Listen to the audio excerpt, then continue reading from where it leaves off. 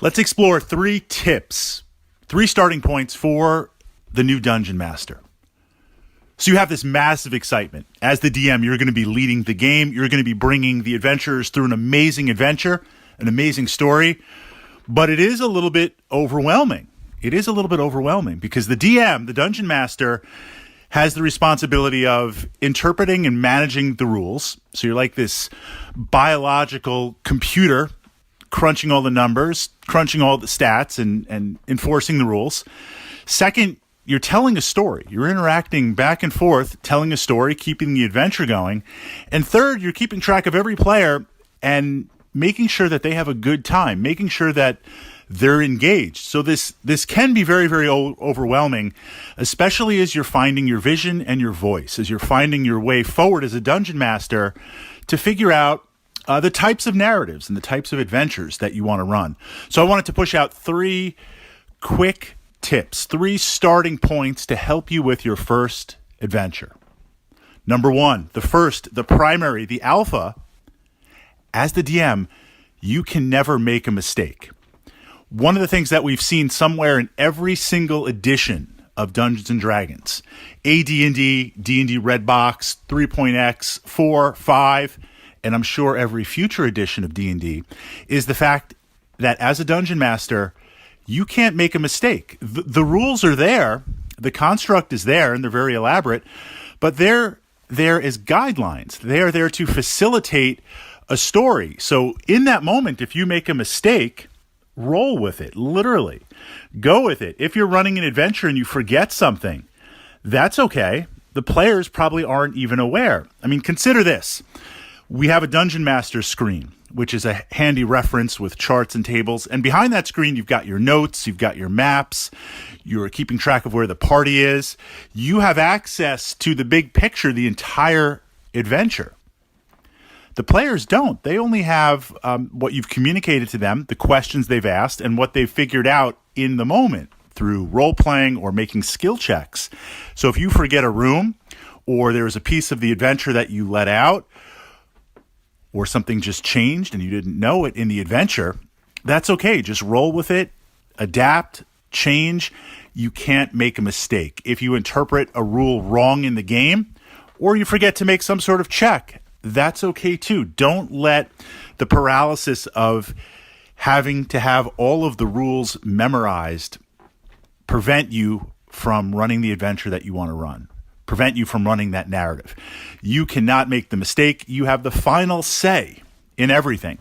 And that said, if you're starting out as a DM, you can choose what rules you'd like to incorporate and what rules you want to leave out. And that's perfectly fine too. An example, Advanced Dungeons & Dragons, the genesis, the DNA, the blueprint for the D&D that we enjoy right now was very, very complex. And some of that complexity was good.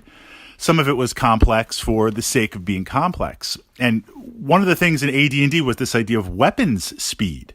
So it was not only initiative, so the initiative between the players and the monsters or the encounter to figure out who goes first, but in those individual combats, weapon speed was important because if you had a pole arm, a bardiche, and you swung that pole arm, it did massive amounts of damage, but it was slower than, say, a longsword or a short sword. So that means if you were attacking a hobgoblin with your bardiche and you won initiative, the hobgoblin would still hit first if it had a longsword.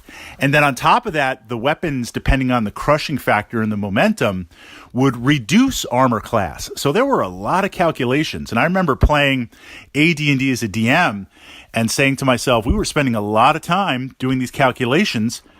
We're just going to get rid of them. We're going to play, you're proficient, you're trained in your weapon, you know how to utilize distance and timing for it. If you win initiative, you're going to go first. And D&D over the years, that's what's been adopted. So I say that to illustrate if there are part of the rules which you feel like you're not quite ready to tackle yet, or you want to become a little bit more familiar, don't let that hold you back as a DM. Don't let that hold you back. Leave them out. Change them, modify them. You can never make a mistake. Number 2, always keep the adventure moving. Always keep the adventure moving. This is the secret to keeping your players engaged at the table. So we sit down to run an adventure, and before the adventure starts, while the adventure is starting, the players are kind of stepping out of real life. They got to the table, maybe coming from school or work. They're checking some last-minute emails or texts. They're getting their character sheets out. They're kind of thinking, okay, in this adventure, I'm hoping about to level up. They're very much themselves. And then as the DM, when you start the adventure, you're pulling them into this world. You're literally pulling them into the world where they start to become their character, their avatar on the table. And the walls around you kind of close, and now you are in this D&D realm. We want to keep our players there because that creates momentum, that creates player excitement, that creates the narrative of the adventure. That's what creates memories. Anytime there's a break in the adventure, there's the potential to be pulled back to this reality. There's the potential to break out of that D&D world. So we want to keep that to a minimum. 2 ways to do this as the DM is if you have a moment before you sit down to run the adventure, you kind of read through it. If there's anything special that pops up, we see this with some of the mid-tier and later-tier monsters. They have a lot of powers. They have a lot of abilities. They can force saving throws. They have magical effects. Possibly bookmark in the monster manual the stat block for that monster. Or if there's a couple of rules that might come up where the characters have to interact, maybe just review them a little bit ahead of time. That's not to say, because again, going back to rule number 1, you can never make a mistake as the DM. That's not to say you're not allowed to look things up or clarify things, but we want to make that easy for you as the DM. We want that to be as smooth as possible so it doesn't break that narrative. There also comes a time in the adventure, because it is party collaboration. I mean, even if you have a party of 2 or 3 players, you don't have to have a big game of 5 or 8 players, although they're very, very exciting. There's going to come a point where the players now ask the question, what next? What do we do? Do we want to go left? Do we want to go right? There's this chest in the middle of the room. It's obviously a trap, but the rogue says there are no traps, and we've detected magic. We've done everything. We whacked it with a 10-foot pole. Nothing has happened, but I still think it's trapped. That's a pause. When there's a pause and the players outside of their characters are trying to figure out what to do, as a DM, we don't want to rush that. But we don't want it to go on forever because, again, this is breaking the immersion. Have them roll some dice randomly, right? You're in a dungeon, and the players are talking, and I say to you as the DM, Fritz is here as the DM, and he says, make a listen check if you'd mind. Why? Just make a listen. I want to see if your character hears something. Doesn't matter what they roll. No, you don't hear anything. Continue discussing. As the DM, you can interrupt that flow with some sort of DC check, some sort of skill check, some sort of something check, and it pulls them back in. It pulls them back in to where you're having a party discussion, but literally your avatars are sitting here talking, standing around a chest, figuring out what to do. There's stuff going on in the dungeon. There might be reinforcements coming. Let's kind of move it along. We want to keep that immersion in there. Third piece, as a DM, to build your checklist, try to engage each player. Try to engage each player. Now, this is going to take a little bit of practice. This is kind of an advanced DM skill, but I think it's important to start working on this right away, especially to avoid Dungeon Master burnout, which is something that happens and it kind of sneaks up on you. People enjoy playing D&D in different ways. And that's what's amazing about this game, because literally as friends, we can sit around with our player personalities, sit around the table, craft a story, have a great time. There's some players like myself, when I'm not a DM and I'm on the opposite side of the DM screen, I'm very animated. I get into character. I kind of do the voices. I like to physically represent my avatar on the table. I'm into it. But not everyone plays that way. One player who sat at my table was very reserved, very quiet, and I wanted to make sure they were having a good time playing D&D. They were satisfied, and there's nothing wrong with this, to just kind of sit there and listen to the story and kind of act when prompted. That's how they enjoy D&D. And most of us are kind of in the middle. But make it a point, because there are going to be some players that, based on the character class or just based on their personality, some players that are going to be a little bit more dominant. The players that are a little less dominant on the table, even if that's their preference, still pull them in every now and then. Often what we'll do is we'll come to a point in the adventure, a junction. Okay, you've been underground, you're exploring, you figured out what to do with the chest. Turns out it wasn't trapped, it was legit, and you got the gold. Now we're making our way through the dungeon, and we come to what looks like a bottomless pit. It looks like a bottomless pit. And there's a bridge, a wooden bridge, that obviously being in the dungeon has been falling apart. It has not been repaired. It doesn't look recently used. And you're low enough level, you don't have fly spells or levitate spells. You're going to have to do this old school and cross it. You want to make some checks. A knowledge check, an engineering check, a strength check, some sort of check. The party is going to make some checks. And they're asking, Fritz, spot checks, what does this look like? So they're going to make some they're going to make some D20 rolls. At that point, what you can do is just say, okay, everybody make a roll. People roll, and then they report the rolls back to you. 15, 16, 18, 12, 3, 1.